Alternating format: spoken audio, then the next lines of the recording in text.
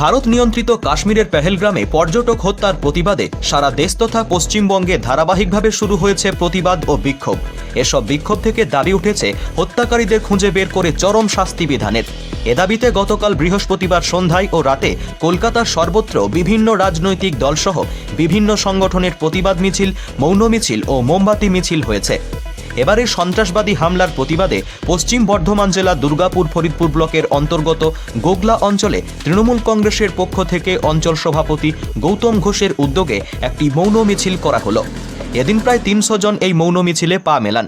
ভারতের জাতীয় পতাকা হাতে নিয়ে প্রতিবাদের ব্যানার সামনে রেখে হাতে মোমবাতি নিয়ে চলে তাদের এই মৌন মিছিল। বিগত কদিন আগে জম্মু কাশ্মীরের পেহেলগামে যে পর্যটকরা বেড়াতে গিয়েছিলেন, সারা ভারতবর্ষের পর্যটক, বাংলার পর্যটক এবং বিদেশ থেকে পর্যটকরা আসে, ওটাকে আমরা কাশ্মীরটাকে ভূস্বর্গ বলে মনে করি। সেইখানে জঙ্গিরা নিষ্ঠুরভাবে আমাদের যে 26 জনকে গুলি করে ঝাঁঝরা করে দিয়েছে, তার প্রতিবাদে আমাদের বাংলার মুখ্যমন্ত্রী মমতা বন্দ্যোপাধ্যায়, অভিষেক বন্দ্যোপাধ্যায়, যিনি আমাদের অভিভাবক, পশ্চিম বর্ধমান জেলা তৃণমূল কংগ্রেসের সভাপতি, পাণ্ডবেশ্বর বিধানসভা বিধায়ক নরেন্দ্রনাথ চক্রবর্তীর নির্দেশ মতো দুর্গাপুর ফরিদপুর ব্লক তৃণমূল কংগ্রেসের সভাপতি শতদীপ ঘটকের উপস্থিতিতে আজকে আমরা গোগলা অঞ্চলে সমস্ত তৃণমূল কংগ্রেসের কর্মী এবং সর্বস্তরের মানুষ, আমরা যে সকল ভারতবর্ষে এবং বাংলার মানুষ যে 26 জন মারা গেছে তাদের প্রতি শ্রদ্ধা জ্ঞাপন করি, তাদের পরিবারকে সমবেদনা জানাই।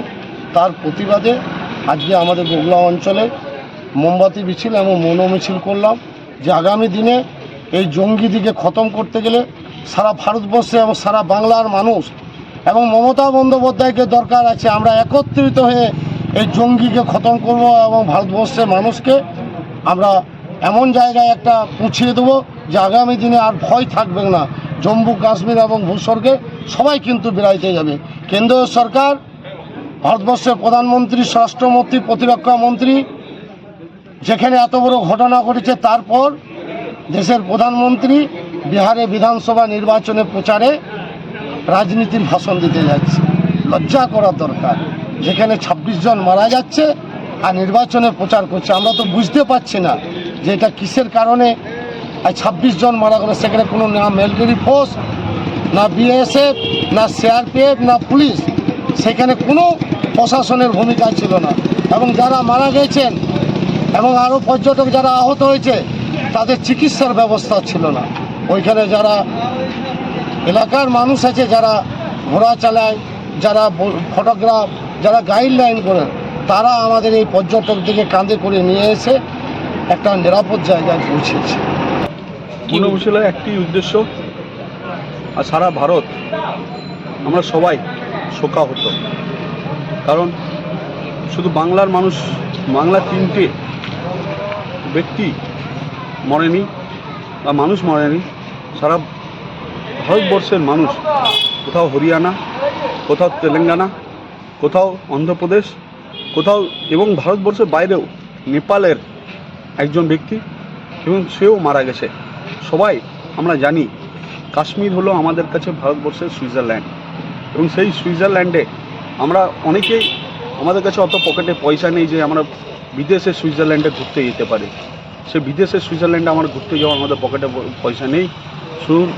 শুধু নেপাল নয়, ভুটান নয়, এবং শ্রীলঙ্কা থেকে বিভিন্ন আমাদের যত এশিয়ান কান্ট্রিজ যত আছে, সবাই এই কাশ্মীরের সুইজারল্যান্ডে, আমাদের ভারতবর্ষের সুইজারল্যান্ডে তারা ঘুরতে আসে।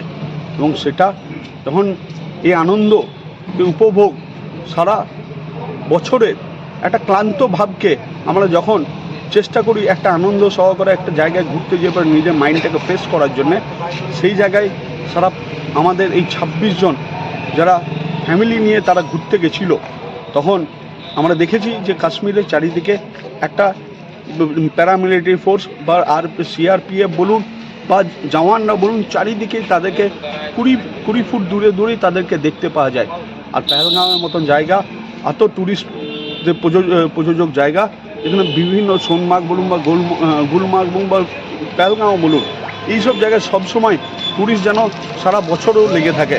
শীতকাল বলুন বা গরমকাল বলুন বা মিড অফ দ্য সিজন বলুন, তাতেও লোক লেগে থাকে এবং সেইখানে দেখা যায় কোনো সিআরপিএফ বলুন বা কোনো প্যারামিলিটারি ফোর্সের একদমই ছিল না।